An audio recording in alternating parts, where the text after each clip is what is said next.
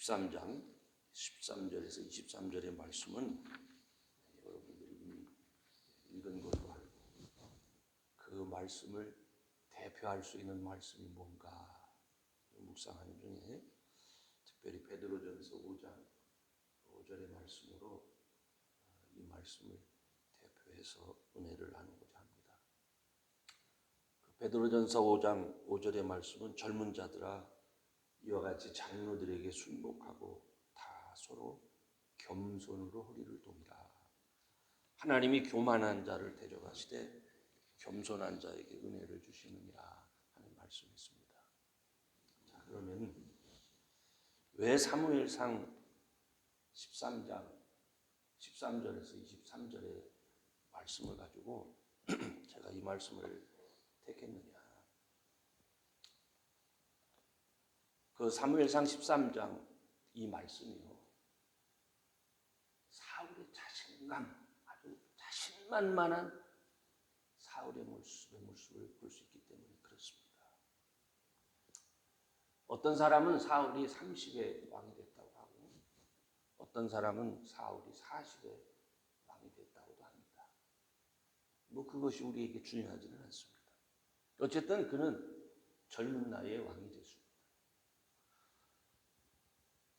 사무엘상 13장 13절부터 23절의 배경에는 이 젊은 나이에 왕이 된 이 사울이 2년이 지났을 때입니다.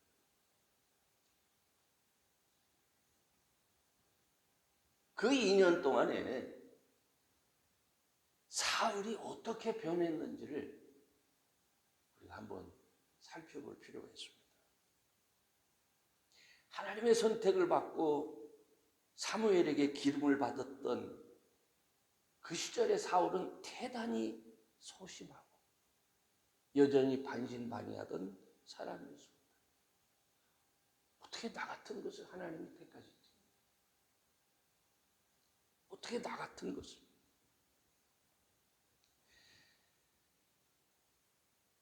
그런데 사둔의 땅에 암몬이 쳐들어오잖아요. 야베스 길르앗 사람들.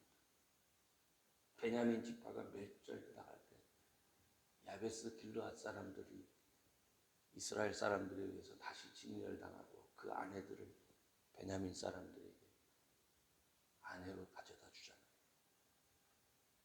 암몬 사람들이 이 황급한 소식을 이스라엘에게 알립니다.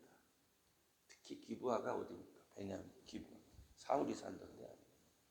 그거 밭 농사 짓다가 돌아와 보니까 사람들이 엉엉.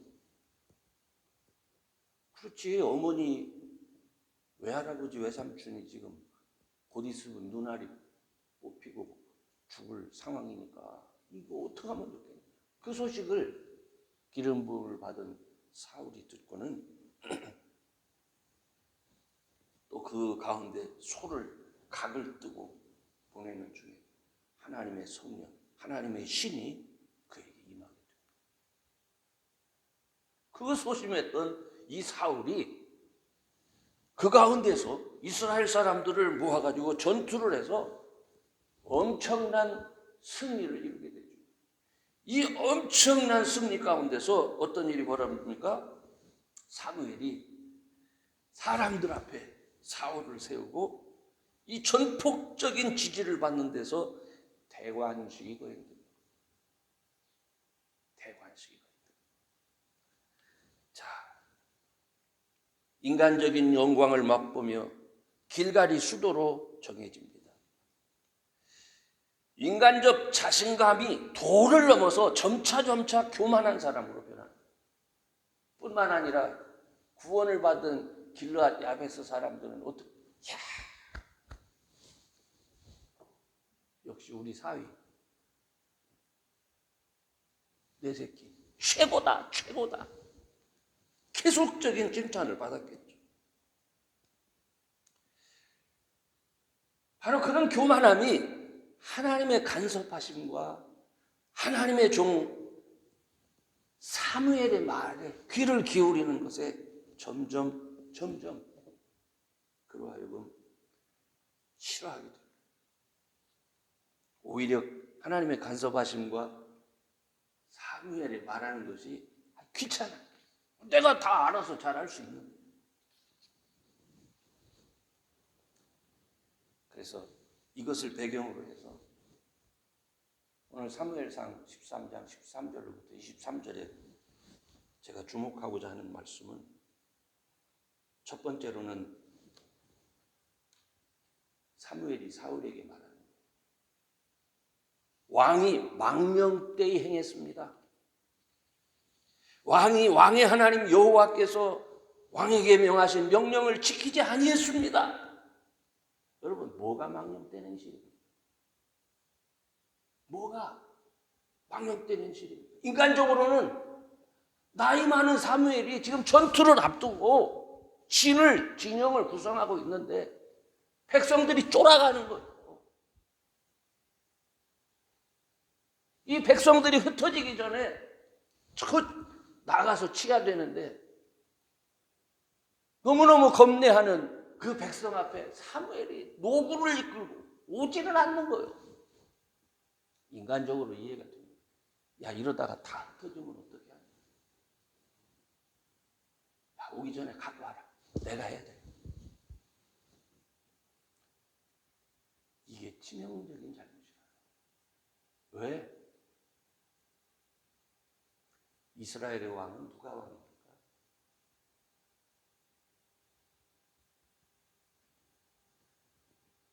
이스라엘 왕은 하나님을 대신할 사람을 하나님이 선택하시는 거예요. 인간이 뽑는 게 아니에요. 하나님을 대신할 자. 하나님을 대신할 자가 뭐를 어기는 거예요? 하나님이 정하신 규례를 어깁니다. 하나님이 정하신 규례가 뭡니까? 번제와 화목제는 누가 드리는 겁니까? 제사장이 드리는 거예요. 그런데 이 급한 상황에 왜 이렇게 안 오는 거야? 그까짓 거 가지고. 하나님 앞에 제사하는 것이 오늘말로 얘기하면 하나님 앞에 예배 드리는 것이 그까짓 것이 된 거예요. 그까짓 것이.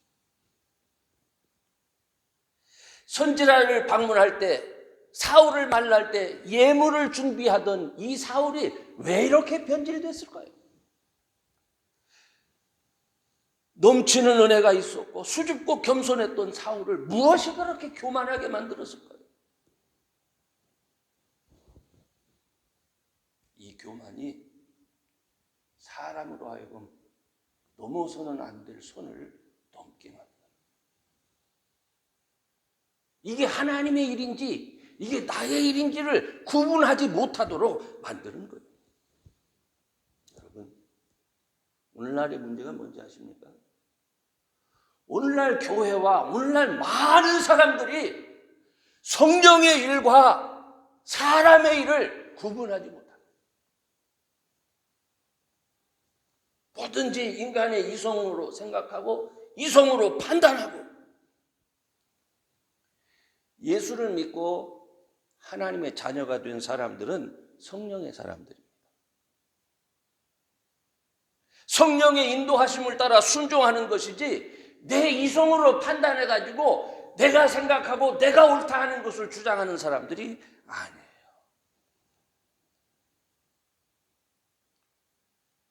성령 하나님의 존재를 이성으로 생각하고 지성과 성경 지식만을 가지고 주님의 몸된 교회를 주관하는 것도 이것도 큰 문제입니다.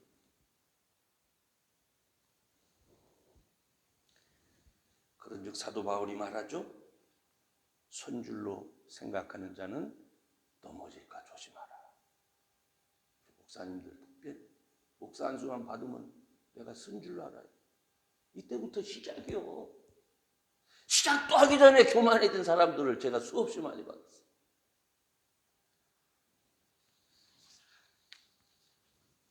두 번째는 15절에 13장 15절에서 사무엘이 화가 나서 돌아가잖아요. 기브아로 돌아가. 딴 데도 아니고. 돌아가니까 이 사무엘이 한 일이 뭡니까? 자기와 함께한 백성을 계수하니라. 백성을 세요. 이게 무슨 말이에요? 하나님의 심판이 하나님의 징계가 사무엘을 통해 전달이 돼요. 자신을 아껴주던 이 사무엘이 자기를 떠나서 딴 데도 아닌 베냐민 지파가 사는 기브아로. 이게 무슨 말입니까? 기다리는 거예요. 그 기브아가 어디요? 사울이 살던 데 아닙니까? 어떤 면에서 기브아는 사울에게 너무나 시쳇말로 자기 나와바리요. 찾으려면 얼마나 찾을 수 있어? 얼마든지. 내 싸움에는 저 늙은이는 저 거추장스러운 존재다. 찾지 않습니다. 인간적인 자신감으로 충만해 있는 바로 이 사울은 자, 몇 사람이나 있어 지금? 계수하는 거야. 이거 갖고 싸우겠다는 거예요. 이거 갖고 싸우겠다. 여러분, 하나님께서 이스라엘의 왕을 기름 부어 세우신 이유가 뭡니까? 너희들 절대로 너희들이 뽑으면 안 돼. 여호와께서 택하신 자를 뽑아야 된다. 신명기에 이미 말씀하셨잖아요. 하나님께서 택하신 자를 뽑는 이유가 뭡니까? 당신이 이스라엘의 왕이기도 하거니와 또 다르게 얘기하면 이스라엘은 누가 다스린다는 거예요? 내가 다스린다. 근데 이 말씀은 뭐를 얘기하는 거예요? 내가 왕이라 이거예요. 하나님 없어도 이렇게 없어도 내가 할 수 있다. 이렇게 계속하는 거예요.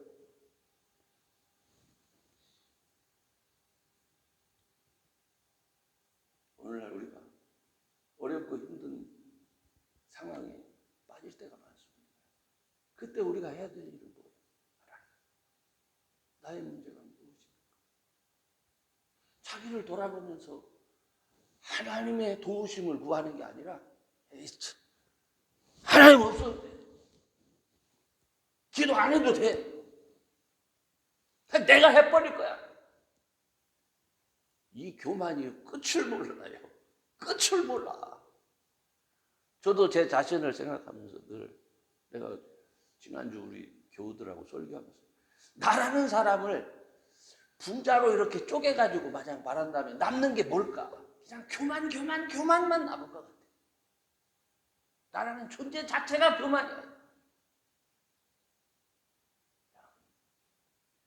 교만을 우리가 훈련해서 없앤다는 거예요. 그거 쉬운 거 아닙니다. 그거 쉬운 거 아닙니다. 안 없어집니다. 그래서 우리는 끊임없이 자기를 치야 돼. 끊임없이. 아니 내가 이만하면 됐지 하나님 더 그 말 자체가 교만한 거예요. 그 말 자체가.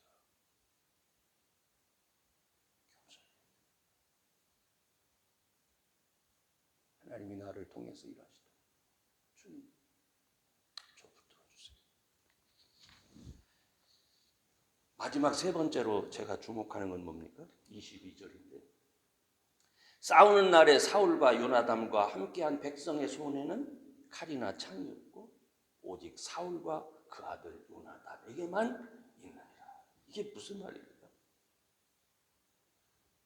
이스라엘은 싸울 준비가 전혀 안 된 사람들이에요. 싸울 수가 없는 사람들이에요.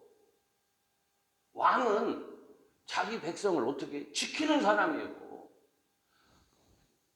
칼과 창이 없어요.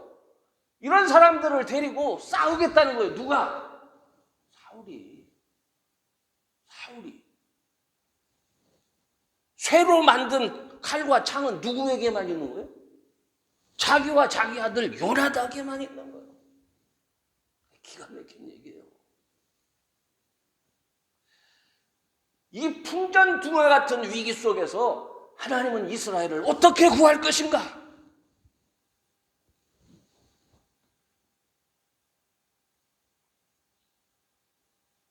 거기에 요나단을 슬쩍 얘기하면서 오늘 본문을 마칩니다.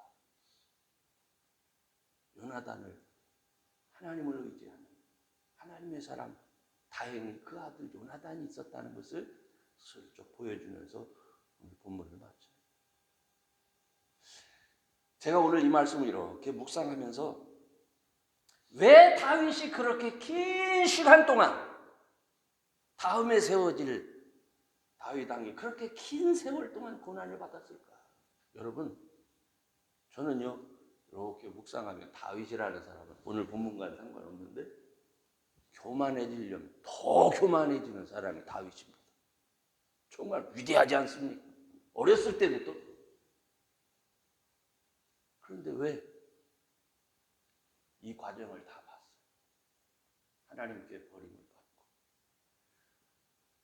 하나님 앞에 도전할 때 하나님이 버리실 때 그 집안이 그가 어떻게 되는가를 다윗이 어릴 때부터 봤단 말이에요. 그 수모와 그 고난을 겪는 그 과정 가운데서도 다윗은 끝까지 하나님을 의지하잖아요. 물론 그 엄청난 힘과 능력으로 인해서 다윗이 교만해진 순간도 있었어요. 사람이면 그렇다니까요. 아무리 교만 없애려고 해도 안 없애집니다. 그래 결국 또 자기 일 망치잖아요. 그러나 다윗이 훌륭한 점은 뭡니까? 하나님 앞에 무릎 꿇는 거. 하나님 잘못했습니다. 그 얘기하는 거예요. 침상이적시켜. 그게 위대한 거예요. 다윗을 위대하게 만든 것은 겸손입니다. 여러분, 오늘 저와 여러분은 부족하고 연약한 걸 알면서도 하나님 이 시대에 우리를 사용하시기 위해서 우리를 선택해 주셨고 자녀 삼아 주셨고 특별히 또 목회자로 삼으셨습니다. 우리에게 가장 요청되는 것이 무엇인지 아십니까? 성령을 따라 일하는 내 힘을 의지하고 내 이성과 내 주량을 따라 일하려고 할 때 교회가 엉망진창. 성도들이 목회자한테 대드는 것만 해도 그걸로 족하고 비류들이 사무엘을 왕으로 세울 때 에이 저까짓 게 그렇지 똑같은 거요. 사무엘이 빨리 와서 제사 드리지 않으니까 에이 그까짓 거 똑같은 거요. 이성으로 생각하면 저 목사 저거 우스운데 성도들이 우습게 본다니까요. 실제로 우스워. 용어도 못하지. 판단력도 나보다 흐린 것 같아. 무식해? 그런데 지가 목사라고 하면서 우리를 관여하려고 그래? 이런 일 많습니다. 목사도 마찬가지. 저게 아니 하나님. 무릎 꿇어야지. 하나님 앞에 물어야지. 하나님 원하시는 게 뭡니까? 하나님, 제가 어떻게 할 수 있습니까? 하나님께 물어야지. 이성과 이성이 교회 안에서 충돌. 이런 일이 없기를 바랍니다. 교만하면 어떻게 돼? 동어져. 하나님은 교만한 자를 물리치시고 겸손한 자에게 은혜를 하십니다. 아멘. 기도하시겠습니다. 전능하신 하나님, 오늘도 귀한 말씀 가운데 함께 하시니 감사합니다. 우리의 모습을 돌아봅니다. 주께서 귀한 사명 맡겨주셨고 귀한 일 감당하도록 늘 저희들을 주목하시며 힘주시기를 원하시지만 주어진 사역을 통해서 하나님을 드러내려 하지 아니하고 우리 자신을 드러내려고 하는 그러한 못난 모습이 얼마나 많은지 모릅니다. 주여, 이 종들로 하여금 하나님의 모습을 드러내게 하시고 이 모습을 통하여 맡겨진 성도들이 주의 자녀들이 자기의 생각을 따라 일하는 자들이 아니라 하나님의 은혜를 사모하며 주의 도우심을 늘 구하며 사는 귀한 자녀들 되어지도록 은혜 허락하시고 저들의 삶을 축복해 주옵소서. 오늘도 함께 하심을 감사하며 예수님의 이름으로 기도합니다. 아멘. 다 같이